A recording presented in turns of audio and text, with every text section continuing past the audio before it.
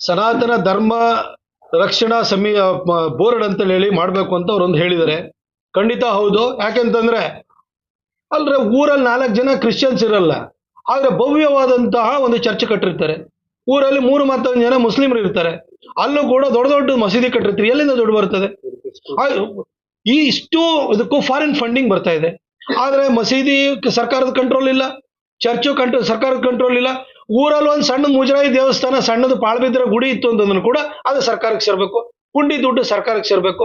ಹಾಗಾಗಿ ಈ ಹಿಂದೂ ದೇವಸ್ಥಾನಗಳೇನಿದೆ ಇವುಗಳನ್ನ ಸರ್ಕಾರದ ಕಪಿಮುಷ್ಟಿಯಿಂದ ಮುಕ್ತಿಗೊಳಿಸೋದಕ್ಕೆ ಇಂಥದೊಂದು ಬೋರ್ಡ್ ಅನ್ನ ರಚನೆ ಮಾಡಬೇಕಾದಂತ ಅಗತ್ಯ ಇದೆ.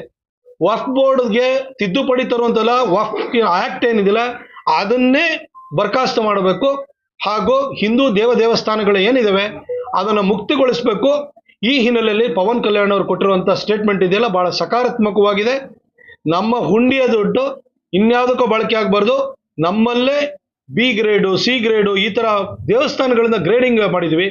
5 ಲಕ್ಷಕ್ಕಿಂತ ಕಡಿಮೆ ಇನ್ಕಮ್ ಬರೋದನ್ನ ಸಿ ಗ್ರೇಡ್ ಅಂತ ಹೇಳ್ತೀವಿ, 25 ಲಕ್ಷದವರೆಗೆ ಇನ್ಕಮ್ ಬರೋದನ್ನ ಬಿ ಗ್ರೇಡ್ ದೇವಸ್ಥಾನಗಳು, 25 ಲಕ್ಷಕ್ಕಿಂತ ಅಬವ್ ಇರುವಂತದ್ದನ್ನ ಎ ಗ್ರೇಡ್ ಅಂತ ಹೇಳ್ತೀವಿ. ಈ ದೇವಸ್ಥಾನಗಳಿಂದ ಬರುವಂತ ಆದಾಯವನ್ನ ಊರಿನಲ್ಲಿ